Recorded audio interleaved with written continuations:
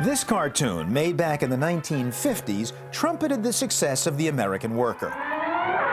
Meet Joe, the king of the workers of the world. Hi, folks. In the 50s, after 2 decades of depression and war, the American economy was taking off.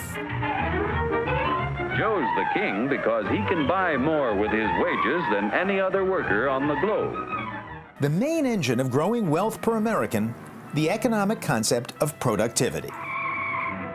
Productivity is how much output, how many goods and services are made by 1 hour of work, and it is the whole entire key to economic growth. It's the key to why we have a higher standard of living than Tanzania or Zimbabwe or Hong Kong or anybody else. We just produce more stuff per hour than they do, and so the secret of a good life is making productivity higher and grow faster. But how does productivity work? Let's travel with our regular Joe even further back in time. Who's the character? That's your grandfather, Joe. Oh. He had to work 69 hours a week to earn a living because he had only inexpensive hand tools and his own strength to help him make things.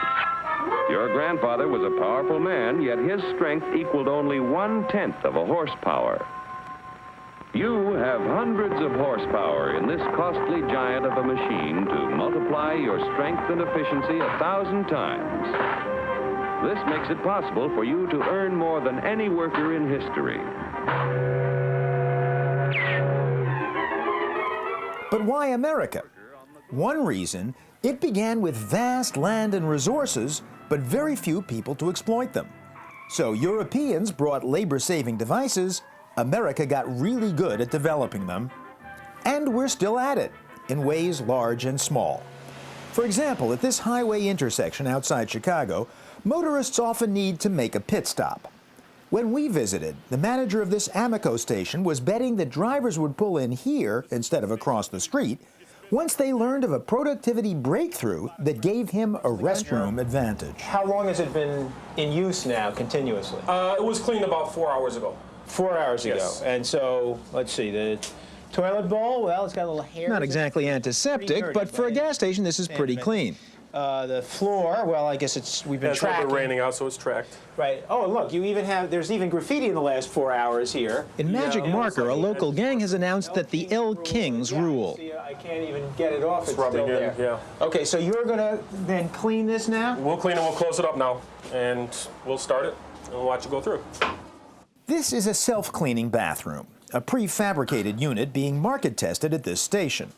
Like a dishwasher, you close it, push a button, and it washes and dries itself in 22 minutes flat. What can't get wet stays outside.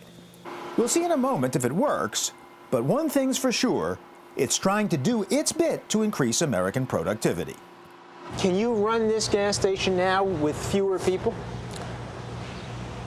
I could run it with fewer hours used. It probably cuts down about 2 hours worth of work. 2 hours worth of work. Yes. So you can hire people for shorter shifts now. Right. So exactly. That increases the productivity of this station. Yes, it does. The payroll here has been cut by 14 hours a week just with the bathroom. Add that to efficiency gains from credit card transactions, self-service pumps, and this station was run by one person per shift, generating more output, or GDP, per hour of work. Each year, the people of America invest billions of dollars to create new plants and equipment. 50 years later, it's trillions of dollars, much of it invested by the people of other lands, but the point's the same. Productivity depends on money saved for investment, depends on the circulation of capital. More machinery, more stuff for moving things from here to there, better machinery, computers, all that sort of thing. Think of all that variety of machineries as capital. That's what you get by creating capital, by investing.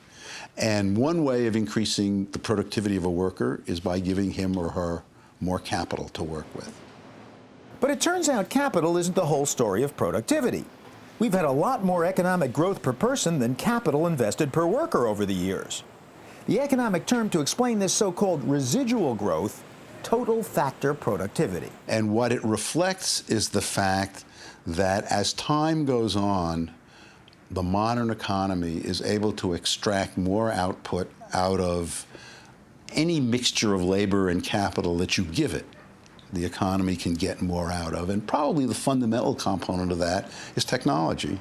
But it may also depend on things that you wouldn't think of as technological, like the way assembly lines are laid out, or the way the flow of work in an office is organized, or the ability of the modern economy to use its inputs more efficiently. The unexpected payoffs to investing in technology, broadly defined, have given America growth per person we now take for granted. But productivity has brought us a long way from where we were just 100 years ago. People spent almost half their budget on food. The main life expectancy was 43. So we've had a remarkable transformation for all the problems we've had in the 20th century and for all the risk we've encountered with the explosion of technology, with chemistry and physics as the foundational sciences and innovation. We have created a tremendous expansion of economic well-being that even the income figures greatly dwarf, because we've given people 75% more life per person.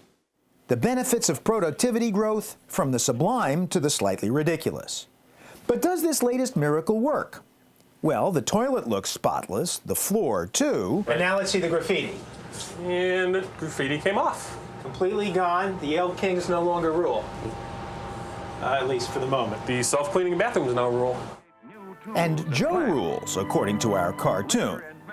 Because so long as productivity keeps growing faster in America than anywhere else, Then Joe will continue to be the king of the workers of the world. You said it, brother. unfortunately, this isn't really the end of the story. Productivity has losers as well as winners, losers including in recent years American factory workers like Joe himself. But that's a story for another video.